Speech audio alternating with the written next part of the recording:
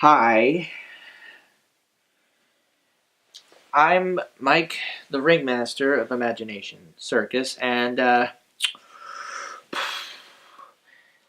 this is my review of My Little Pony Season 1, Episode 6, Boastbusters. And I'm gonna be honest, I'm gonna say it right off the bat. This episode isn't good. It's not bad either, and when I say those words, I mean my ranking system of, it's neither the rank of good nor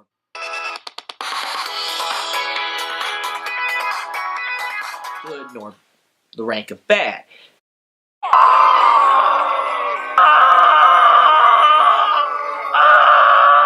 But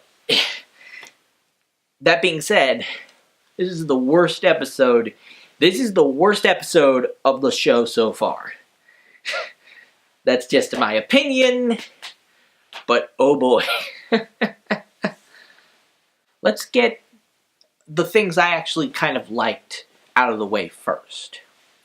I liked the characterization of most of the characters on screen, particularly Twilight and Spike. Twilight, of course, has gotten a lot of good characterization so far, but this was the best because it shows that she's humble in that she gets, embarrassed and flustered when anybody compliments her. Are you kidding? I don't think there's another unicorn in all of Equestria with your kind of ability, Twilight. Particularly, as it has been pretty much this whole episode, Spike. It's a good trait for Twilight to have. She's humble, even though she is pretty much, probably, at this point, the most powerful unicorn in Equestria. Of course, that kind of depends on what your opinion is of Starlight Glimmer, who technically doesn't exist yet, if only in the writing. She hasn't been drawn or written or, even conceptualized in the creator-artist sense yet. But canonically, she does exist at this point. And as such, whether you think she's more powerful than Twilight as a unicorn, it's up in the air. And before anybody says anything, Sunset Shimmer doesn't count. She's not currently in Equestria. I will also say that I like Spike in this episode. This was probably his best presentation so far. This is him as he's always meant to be. He's supporting Twilight. He's backing her up, complimenting her so many times in this episode. The father for shipping is outrageous. In fact, that whole big opening scene where he compliments her, she turns away embarrassed and blushing, and then she, while sarcastically, basically says some very interesting things. Sorry, Romeo. As attractive and enticing as you look, it's just for practice and it's gotta go.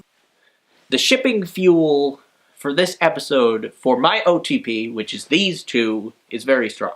But ignoring that as a factor, it does not help the episode. I will say that the other members of the main six were presented pretty well here. This is probably the best performance by Tabitha St. Germain so far. She has a couple of really good moments, such as... Oh, it is on! Which I think was just funny, and the delivery on that line was brilliant. Or then there's this one. Quick! I need a mirror! Get me a mirror! I don't know what it is, but the way she says that line, it's like the way her voice, changes as she's, scared about what her hair looks like. I will also point out that it's kind of funny. It's green. What? No! Green hair! Not green hair! Oh, such an awful color! Well, But however Rarity, I will say my OC is green. My OC's mane is brown, as is his tail, but his entire coat is green, so I'm a little offended, just a little bit.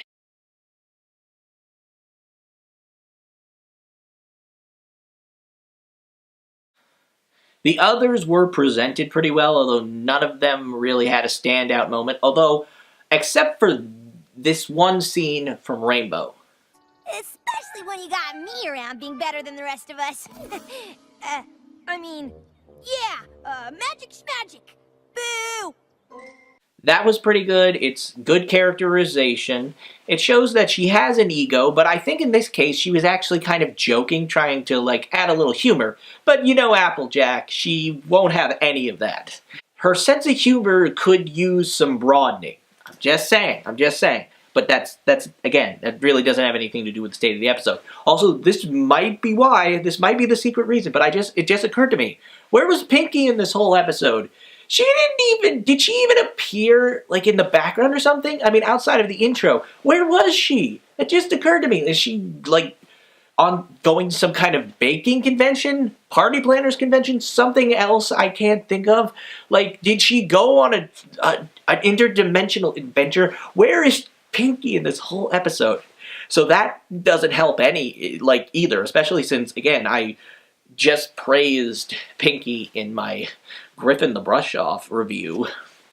The only other thing I can say that I actually liked from this episode was the introduction of the Ursa Minor. Or, well, I'll get to that. But I like it because it adds more lore to this world, about the creatures about it. It's a nice touch, this idea that most of the ponies in Ponyville, and probably most of Equestria, know what an Ursa is, but they're so ignorant to how powerful this thing is, they can't tell the difference between an Ursa Major and an Ursa Minor, which, well... Was just a baby? And it wasn't rampaging, it was just cranky because someone woke it out. Aww. Well, if that was an Ursa Minor, then what's an Ursa Major like?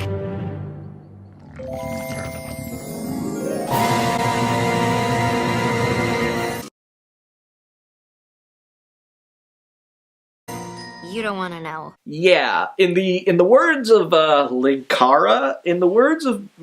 Linkara, pants to be darkened? I mean, put that thing in the MonsterVerse. That thing could take out Godzilla and King Kong. And I don't say those words lightly. Seriously, that's terrifying. I want a fight in the show of this thing, of an Ursa Major versus the biggest, most powerful dragon they got. Because I don't know if it'll measure up, literally, physically measure up to it, but I want to see the no holds bar, balls to the wall fight between the two, because I want it. That's what I want. I mean, come on, seriously. I mean, Ponyville's very lucky that this thing hasn't shown up. Holy, I can't even, what is this? That thing can't, oh God. Well done, MLP staff, well done. You've done it. You've managed to create something that I think might actually be able to, I don't have words. Well done. Beautiful. Ursa Major. Oh. Unfortunately, those are the nice things that I can say about this episode. Like I said, it wasn't the worst. At least I don't think it's the worst that the show's ever put out. I'm sure that there are people out there who are either going to make that fact known, or at the very least are well aware that, yeah, there are worse episodes out there, obviously. But I will say that I think personally, so far, this is the worst episode of Season 1. So far. And again, so far the worst episode of the series so far. But let's discuss why. Honestly, I'd say that it would probably have to do with, ironically, while the main six's characterization is mostly fine, there are a few moments, and specifically a few characters, that don't really make this episode. I will say the first part that really kind of got me was how the main six started ragging on Trixie before they had a good reason to. Don't get me wrong. She's a bit of a jerk here, and she does some things that I'll have to say don't really work with how the story is written. But otherwise, she's fine for the beginning. they start ragging on her really early on about her boasting. The most spectacular feats of magic ever witnessed by pony eyes! My. What boasting? But the thing is, she's a performer. She's meant to boast a bit. It's true, she does it a bit much, but early from the moment she showed up on stage, she was fine. However, Trixie proved the rest of the main six correct later by showing that she was a bit of a jerk, because she did several things, including insulting certain members of the audience, specifically Applejack, who Well, little hayseed. she called hayseed, which that has to be like, that should be like some kind of like slur. I mean, that's, I don't know. I feel offended on her behalf. Hey, and I don't know why. Also, isn't there like a pony named Hayseed? That's even worse. His name is an insult. That's just bad. That's just bad. But outside of that, her overall characterization here is good in the sense that they build up this kind of antagonist that you kind of want to hate. You know, I wouldn't say that I like Trixie now. She's become sort of a mainstay, a recurring character on the show for a long time. She's Starlight's best friend now. But here, in her debut episode, I have to say, I don't like her very much. I don't think she really came into her own until her second episode, until when she comes back for revenge. And I like that that's where the part of her that I actually like comes into play. But here, in this episode, not so much. It doesn't work for me. It's not good. The other things that don't work, and I hate to say this, and it's kind of funny when you think about it. I expected Griffin the Brush Off to be the episode where I would think it would be bad, where I thought it would be terrible, you know. I thought that would be the one to do it. I thought Griffin the Brush Off would be the one I would tear down. But in all honesty, it turned out to be really good, and I liked it. You know, it wasn't great, but it was pretty good. But Boastbusters, I thought would turn out to be decent, but it really, I don't feel good about it. I don't feel like it's the worst thing I've ever seen. I've definitely seen some worse stuff. But overall, I would say that, this episode isn't particularly good, because the big detractor from it, and I hate to say this, I hate to be the person to reinforce this, but this is a fact, at least in this first episode, it's Snips and Snails. There's no denying it, Snips and Snails are the worst part of this episode. And it's funny, I've been a fan of this show for about a year. Like, just over a year. Like, something along those lines. And how do I know this? Because I only finished watching the first 6 seasons about 2 weeks before season 7 premiered. So, I kind of rushed through it, and while certain episodes stood out more, I knew almost immediately that season 1 mostly did not. Not saying it's bad, it just doesn't, it doesn't hold up as much compared to later seasons. But I will say this episode didn't stand out to me, but all the hate I saw for Snips and Snails kind of surprised me. I didn't think they were that bad. But coming back to this, I will say this part much. In later episodes, they clearly toned down the stupidity for these two. But when it comes to this episode, they are the most insulting caricatures for little boys, or cults, as it were, I have ever seen. It's so bad, and the number of things they do, outside of just the voices. What are you two doing? Just bringing the G and PT up. The what? The great and powerful Trixie. Sheesh. I like pudding. And specifically Snails.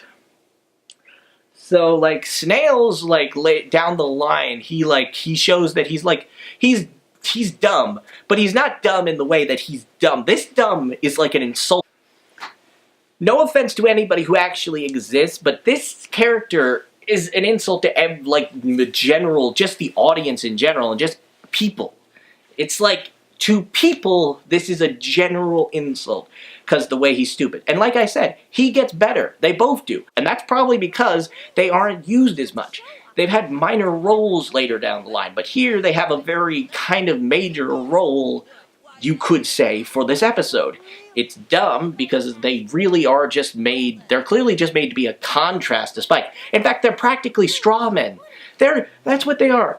Because they're only there to prove that Spike is right about Twilight being the best. And you could tell in every way by the way they're portrayed, and then they do something incredibly stupid. And this is the worst part. They are so stupid, they go to try and find an Ursa Major to try and get Trixie to fight it so they can prove how great she is, and more above even that, just so they can watch her fight it. Which is so dumb. It's so dumb. Like, come on. Are you serious? Are you serious? You want her to fight an Ursa Major. And they're lucky they didn't find an actual Ursa Major. If they'd found an Ursa Major, everybody in Ponyville would probably be dead. All the characters would be dead. It would be a slaughter. Seriously, like Celestia would actually have to come down and actually, back to Snips and Snails. I've got to say, this episode, it rubs me the wrong way. Its writing is poor. It could be better. It could be better. This could have done better. If they had just changed Snips and Snails characters. They could have left the core of their personalities intact. They just should have been written a little bit better. That is the primary reason this episode fails. And the biggest failure, however, comes at the end. And this is where I have a real issue with this episode. It's at the very end. The fact that they don't get punished, visibly at least. I'm assuming, and again, I have to, otherwise my insanity, I'll go really insane. I'll lose every ounce of sanity I have left. I have to assume they're getting punished off screen. Instead, they're shown the mustache trick. Oh, 25, yes. And I think I deserve it too. Huh? I think you're right. Which is a cool trick, all things considered, but it's... I don't have words! It's that bad! They should have been punished. They better be getting some, like, kind of community service level shit after this. Otherwise, I swear, this... Like, if I were to make a list of episodes, I'd probably place this at least 12 on a list of top 12 worst episodes for season 4, season 1. Why? Because this first episode, this episode, this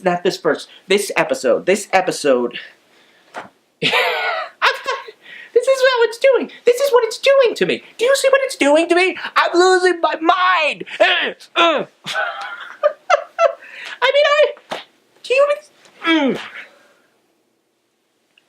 ridiculous.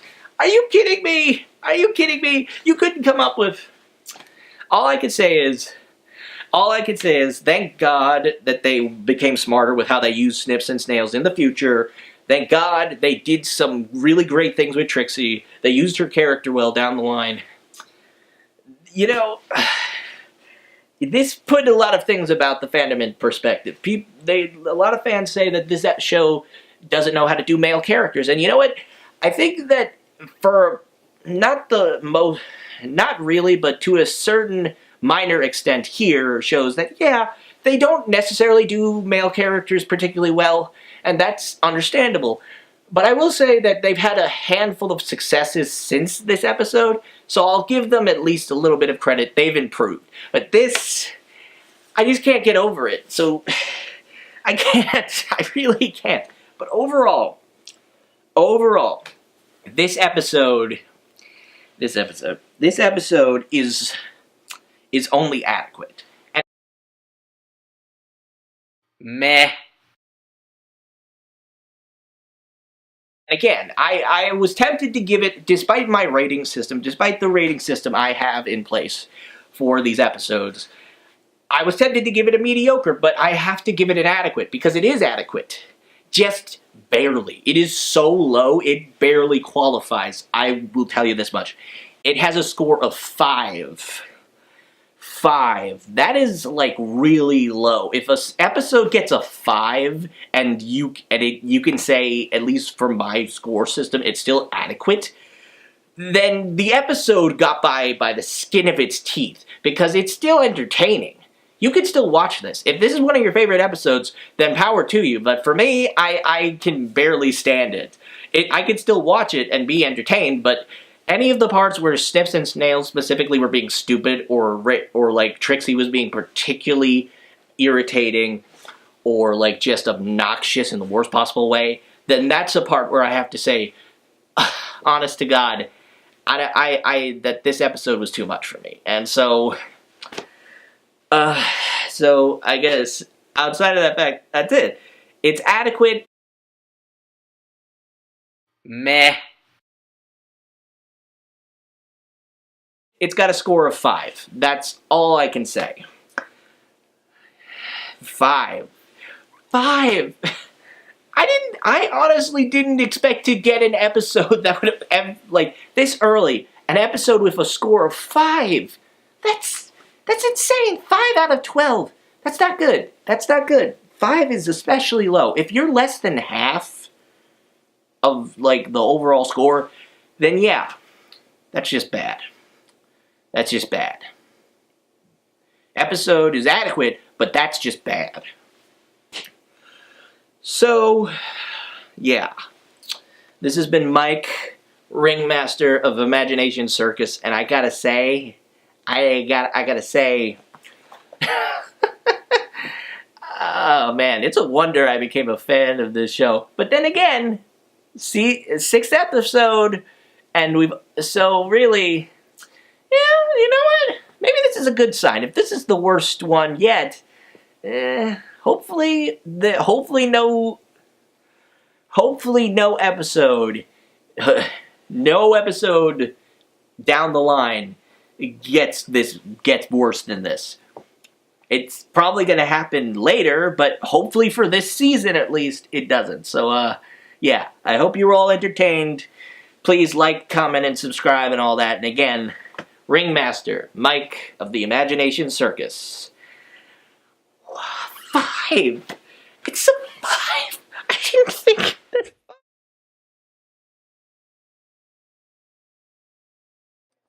Also, this episode reminded me of Spike's stupid crush on Rarity, and that didn't improve it an iota.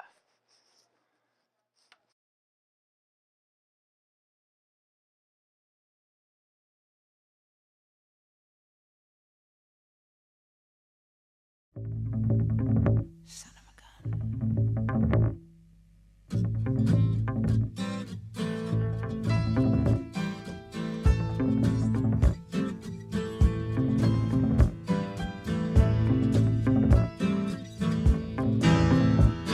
You walked into the party like you were walking onto a yacht. Your hat strategically dipped below one eye. Your scarf, it was apricot. You had one eye in the mirror as you watched yourself gavotte, and all the girls dreamed that they'd be your partner. They'd be your partner, and you're so vain. You probably think this song is about you. You're so vain. I'll bet you think this song is about you. Don't you? Don't you? Don't you? You had me several years ago when I was still quite naive. When you said that we made such a pretty pair, and that you would never leave.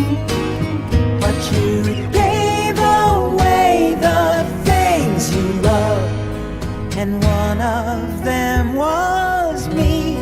I had some dreams, they were clouds in my coffee cloud.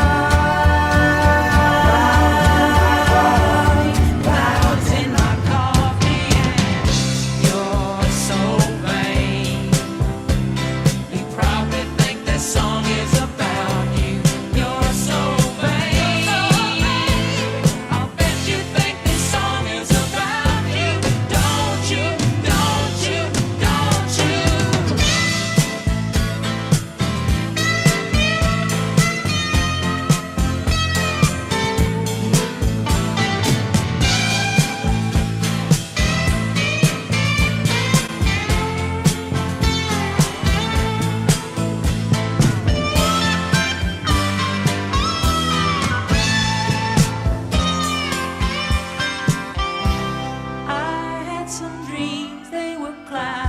in my coffee.